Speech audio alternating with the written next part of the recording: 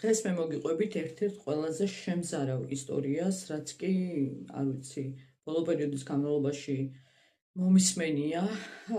ამ ისტორიამ ჩემზე რაღაცნაირად ძალიან ცუდი ზეგავლენა მოახდინა. მე დღეების განმავლობაში ვფიქრობდი ამ ისტორიაზე და თქვენ თუ ფსიქოლოგიურად სად არ ხართ, მინდა რომ ასკროლოთ ეს ვიდეო და ისინი ვინებიც დარჩებით ბოლომდე ჩემთან ერთად, ძალიან გთხოვთ რომ გამოიწეროთ ჩემი არხი და დამილაიქოთ ვიდეო, ძალიან გამიხარდება.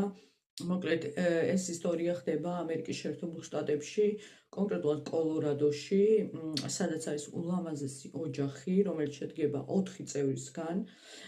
მამა კრისტოფერ ვატსი, რომელიც არის 33 წლის, მისი მეუღლე ჰანანი, რომელიც არის 34 წლის და ის არის ფეხმძიმედ, დაახლოებით 4 თვის ფეხმძიმეა, იმიტომ რომ მათ უკვე იცოდნენ, რომ შეეძინებოდათ ვაჟი და თუ არ ვცდები, სახელის უკვე შერჩეული ჰქონდათ. ასევე მათი პირველი ქალიშვილი ბელა, რომელიც არის 4 წლის და მათი უმცროსი ქალიშვილი სელესტი, რომელიც არის 3 წლის.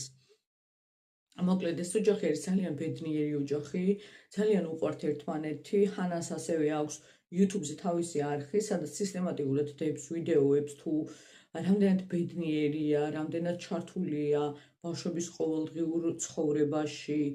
ერთად აკეთებენ ნამცხრებს, საჭმელებს. ასევე კრისტოფერი არის ძალიან თბილი და მზრუნველი მამა და ასევე არის ძალიან თბილი მეუღლე. ასე ჰანანდებს ერთ ვიდეოს, სადაც ამბობს, რომ ჩვენ როგორც იქნა ავისრულეთ ჩვენი ოცნება და 8 წლის შემდეგ ჩვენ თამამად შეგვიძლია ვთქვათ, რომ ვართ უბედნიერესები, იმიტომ რომ გაცნობის დღიდან ვოცნებობდით, რომ შეგვექმნა ესეთი ოჯახი, გქონოდა ესეთი ლამაზი სახლი, როგორც ეხლა გვაქვს ჩვენ კოლორადოში და ვართ ძალიან ბედნიერები. ეს ბედნიერება გასტანს 2018 წლის 13 აგვისტომდე.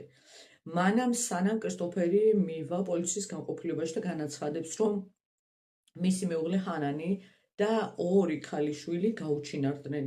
ასევე ის იტყვის პოლიციის განყოფილებაში, რომ ჰანანი სანამ წავიდოდა, კრისტოფერს უთხრა, რომ მე მივდივარ გოგოებთან ერთად დედაჩემთან, რომ ბებიამ ნახოს ბავშვები. იმდენად ემოციებში იყო კრისტოფერი და იმდენად ტიროდა და განიცდიდა,